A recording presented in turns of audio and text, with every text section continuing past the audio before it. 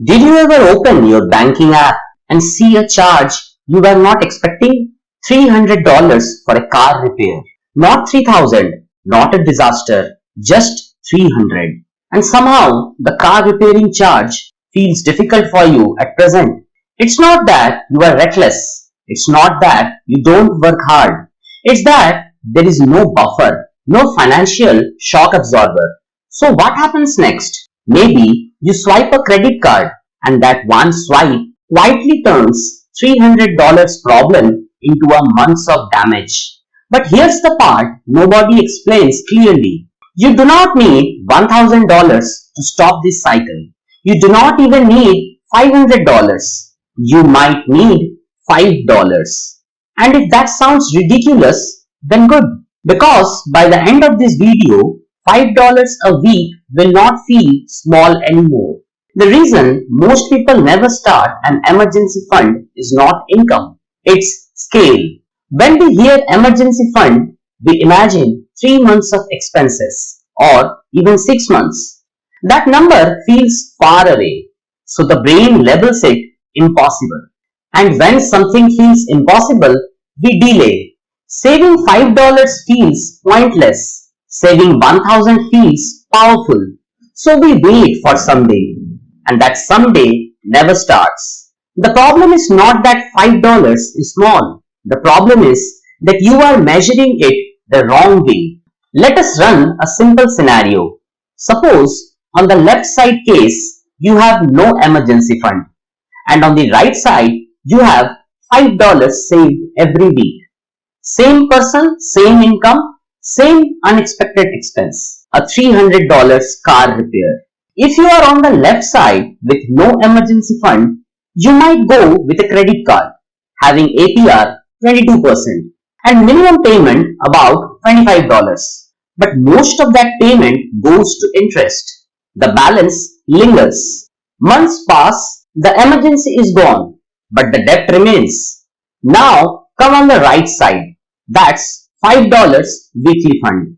$5 a week, that's $20 a month. And in 6 months, that becomes $120. Not impressive, but watch what changes. When the $300 repair hits, a $120 comes from savings. Only $180 goes on the credit card. Same emergency, smaller damage, less borrowed, less interest, and faster recovery.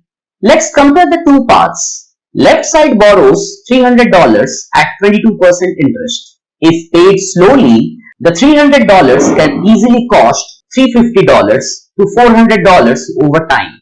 The right side borrows only $180. That alone cuts future interest almost in half. But something more important happens. On the right side, the debt disappears earlier. Interest stops multiplying. $5 did not solve the emergency. It reduced the blast radius. And that is what protection actually means. $5 is not about growing money fast. It's about creating friction between you and debt. Friction means pause. Pause means choice. When you have even $100 saved, you think differently, you swipe differently, you recover faster.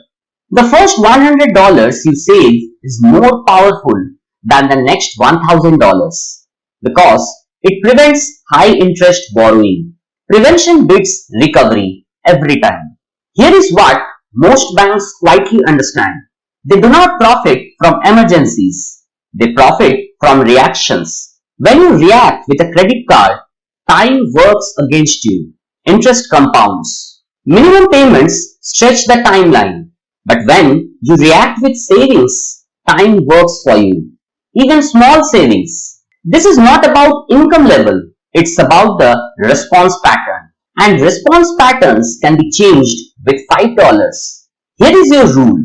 Do not wait for enough. Start before you feel ready. $5 automatic every week. No negotiation. Not because it is big, because it changes direction.